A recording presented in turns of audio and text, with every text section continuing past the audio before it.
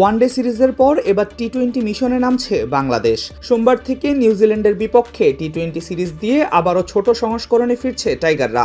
দীর্ঘ বিরতির পর এই ফরম্যাটে নিজেদের ঝালিয়ে নেওয়ার পাশাপাশি দলকে নতুনভাবে গড়ে তোলার লক্ষ্য স্পষ্ট অধিনায়ক লিটন দাসের কণ্ঠে। জিনিসটা হচ্ছে যে 2028-এর যে আমাদের মেন যে গোল ওয়ার্ল্ড কাপ, সেটা তো আমরা জানি যে এশিয়াতে না। সো ওইভাবে চিন্তা ভাবনা করব।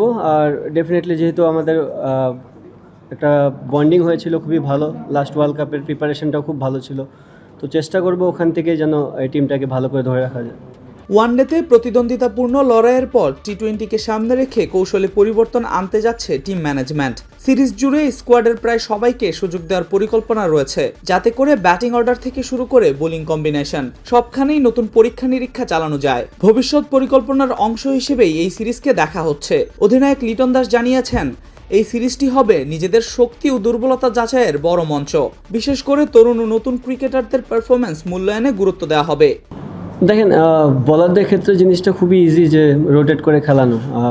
আর আপনারাও জানেন যে দুজন নেই, তারা বাংলাদেশের জন্য বিগ অ্যাসেট। তো আমি চাই না যে তারা কন্টিনিউ ক্রিকেট খেলে ইনজুরি হয়ে ফিনিশ হয়ে যাক, কারণ সামনে জানেন আমাদের ওয়ানডে ফর্মেটে অনেক গেম আছে, টেস্টও আছে। তো এদিক দিয়ে চিন্তা করে আমরা কিছু কিছু জিনিসের চেঞ্জ করার সুযোগ করেছি। যেহেতু ওয়ার্ল্ড কাপ অনেক দেরি, সো স্টিল এনাফ টাইম যে প্লেয়ারগুলোকে গ্রো আপ করার জন্য সময়, মানে ম্যাচ খেলানোর একটা ভালো সুযোগ এই মুহূর্তে। অন্যদিকে তুলনামূলক অনভিজ্ঞ দল নিয়েও আত্মবিশ্বাসী নিউজিল্যান্ড।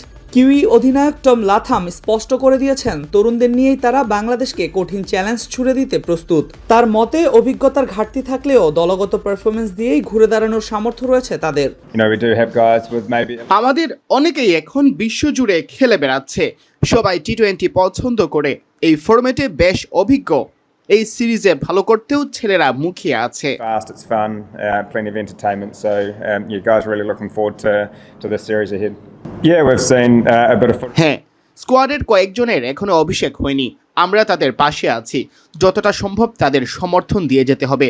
দুই দলের জন্যই ব্যাপারটা রোমাঞ্চকর। বাংলাদেশ দলেও কয়েকজন আছে এখনো যাদের অভিষেক হয়নি।